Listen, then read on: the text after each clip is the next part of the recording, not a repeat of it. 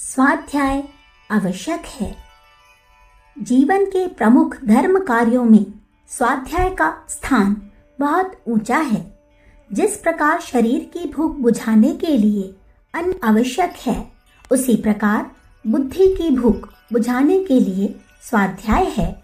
आहार के अभाव में देह की दुर्गति होती है, वही दुर्गति स्वाध्याय के अभाव में बुद्धि की होती है।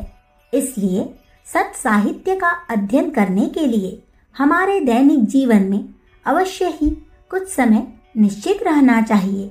स्वाध्याय के लिए शास्त्रों ने मनुष्य के लिए कितना प्रेरणापूर्ण आदेश दिया है, इसका अंदाजा पाठक नीचे के प्रमाणों से लगा सकते हैं। स्वाध्यायाभ्यसनं चैव वाङ्मय तप उच्यते। गीता में लिखा है, स्वाध्याय करना वाणी का तप है। स्वाध्यायाद्योगमासित योगात् स्वाध्याय मामने। स्वाध्याय योग संपत्त्या परमात्मा प्रकाशते। व्यास भाष्य में लिखा है, स्वाध्याय से योग की उपासना करें और योग से स्वाध्याय का अभ्यास करें। स्वाध्याय की संपत्ति से परमात्मा का साक्षात्कार होता है। त्रयो धर्मस्कंधा यज्ञोध्ययनम दानमिति। छांदोग्य में लिखा है, धर्म के 3 स्कंद है, यज्ञ, स्वाध्याय और दान। तपः स्वाध्यायेश्वरः प्रणिधानानि क्रिया योगः।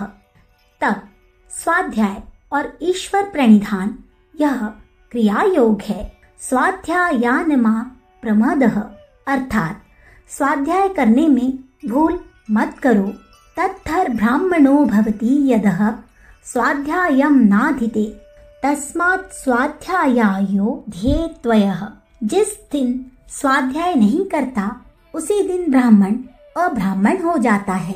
इसलिए नित्य प्रति स्वाध्याय करना चाहिए।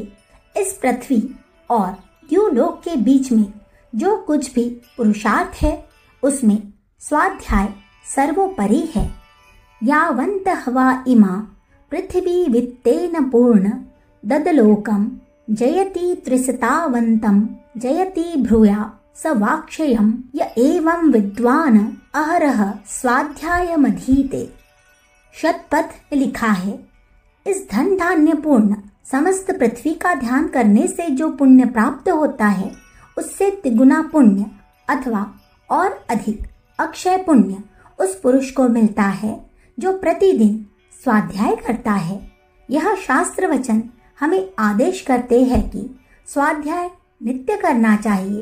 अब यह देखना चाहिए कि स्वाध्याय क्या है। स्वाध्याय शब्द के 2 अर्थ किए जाते हैं।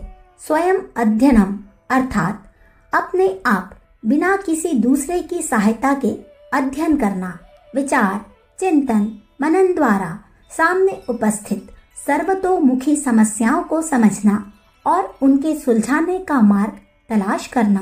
स्वसयात्मना अध्ययनम अर्थात अपने अंदर काम करने वाली दैवी और आसुरी वृत्तियों को घटाने एवं दैवी वृत्तियों को बढ़ाते रहने का पथ प्रशस्त करना। उपयुक्त दोनों ही प्रकार के स्वाध्याय आवश्यक है। दोनों के मिलने में ही एक पूर्ण स्वाध्याय बनता है।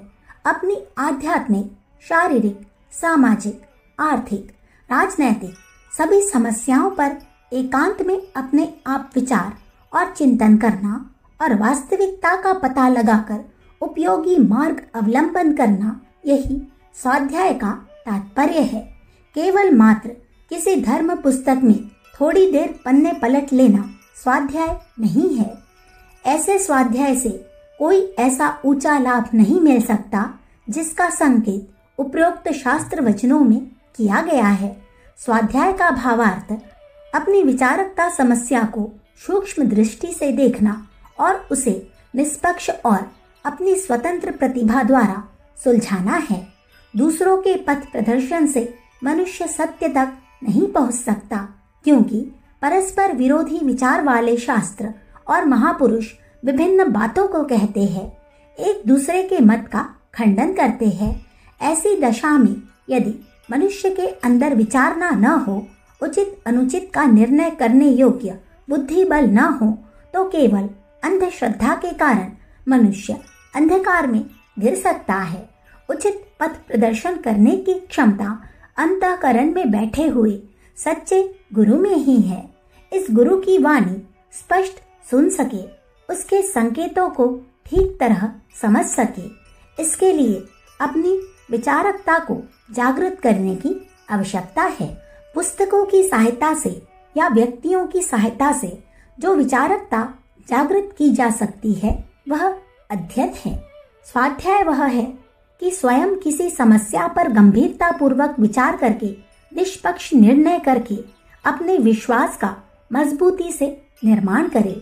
ऐसा स्वाध्याय बुद्धि का भोजन है, आत्मोन्नति का मार्ग है। अवश्य ही प्रतिदिन मनुष्य को सच्चा स्वाध्याय करना चाहिए। अखंड ज्योति, नवंबर सन 1945, पृष्ठ संख्या 6-7। हमारे YouTube चैनल विचार क्रांति दूत अखंड ज्योति पत्रिका को सब्सक्राइब करें एवं अगली वीडियोस प्राप्त करने के लिए बेल आइकन दबाएं। धन्यवाद।